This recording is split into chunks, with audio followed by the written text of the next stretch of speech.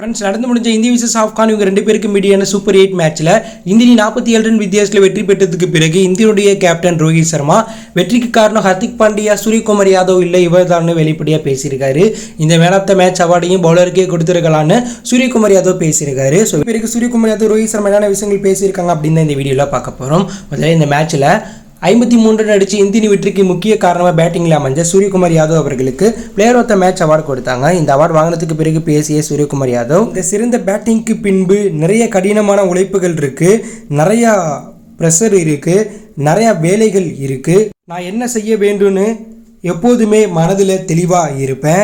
ஆட்டநேயன் விருது ஒரு பவுலருக்கு கொடுத்துருந்தா கூட நான் கவலைப்பட்டிருக்க மாட்டேன். ஏன்னா எங்கள் பவுலர்கள் இந்த மேட்ச்சில் சிறப்பாக செயல்பட்டாங்க.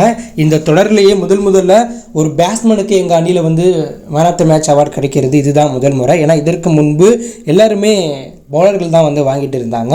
நீங்கள் உங்கள் ஆட்டத்தில் தெளிவான திட்டத்தோட களத்தில் அதை சிறப்பாக செயல்படுத்தும் போது உங்களுக்கான ரிசல்ட் கரெக்டாக கிடைக்கும். இந்த மேட்ச்சில் நான் அதிரடி விளாண்டுட்டு இருக்கும்போது ஹர்திக் பாண்டியா பேட்டிங் ஆடிட்டு இருக்கும்போது நான் அவர்கிட்ட சொன்னேன், இதே போல் வேகத்தோடு அதிரடியாக விளாடுவோம், ஒரு 180 டார்கெட் வந்தால் மகிழ்ச்சி தான்னு சொன்னேன்.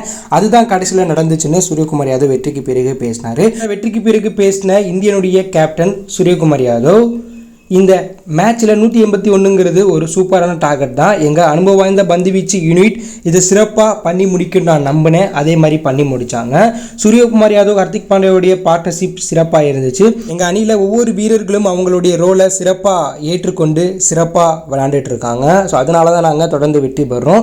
பும்ரா அவர்கள் இந்த மேட்ச்சில் என்ன செய்யணும், எப்படி வீசணும் அப்படிங்கிறது அவருக்கு தெரியும். ஆனால் ஒரு கேப்டனாக பும்ராவை இது போல் மேட்ச்சில் ஸ்மார்ட்டாக பயன்படுத்தணும். அப்போ தான் அவர் சிறப்பாக செயல்படுவார், நமக்கு வெற்றி கிடைக்கும். ஸோ பும்ரா தான் இந்த வெற்றிக்கு முக்கிய காரணம். ஸோ அவருடைய மிரட்டலான பந்து வீச்சு பெரிய தாக்கத்தை எங்களுக்கு ஏற்படுத்தியிருக்கு. ஏன்னா அவர் சிறப்பாக பந்து வீசினாலும் அவரை சிறப்பாக யூஸ் பண்ண வேண்டிய ஒரு கேப்டனாக நான் இருக்கேன். அது எனக்கு ஒரு மிகப்பெரிய பொறுப்பாக இருக்குது. இன்றைய ஆட்டத்தில் 3 வீரர்கள் 3 ஸ்பின் பவுலர்களை களமிறக்கணும். இதற்கு பிச் கண்டிஷன் எதிரனுடைய வியூகம் தான் காரணம். அடுத்த மேட்ச்சில் 3 ஸ்பின்னர்கள் 3 பவுலர்கள் விளையாடுவாங்களா அப்படிங்கிறது என்னாட்டி சொல்ல முடியாது. அது எதிரனுடைய செயல்பாடு பிச் கண்டிஷனை பொறுத்து மாறும்னு ரோஹித் சர்மா வெற்றிக்கு பிறகு வெளிப்படையாக பேசியிருக்காரு. ரோஹித் சர்மா பும்ராவை ஸ்மார்ட்டாக யூஸ் பண்ணதுனால தான் இந்த வெற்றி எங்களுக்கு கிடைச்சது, அவர் தான் இந்த வெற்றிக்கு காரணங்கிற மாதிரி பேசியிருக்கார். இதை பற்றி என்ன நினைக்கிறீங்க? சூரியகுமார் யாதவும் பும்ரா போன்ற ஒரு பவுலருக்கு இந்த man of the match award கொடுத்துருந்தா நான் பெருமைப்பட்டிருப்பேன்னு சொல்லியிருக்கார். இதை பற்றி நீங்கள் என்ன நினைக்கிறீங்க? ஸோ இந்திய அடுத்த 2 மேட்ச்சில் ஜெயிச்சு அரையிறுதிக்கு தகுதியாகலாம் அப்படி ஒரு கருத்தை கமெண்ட் லீவ் பண்ணுங்கள்.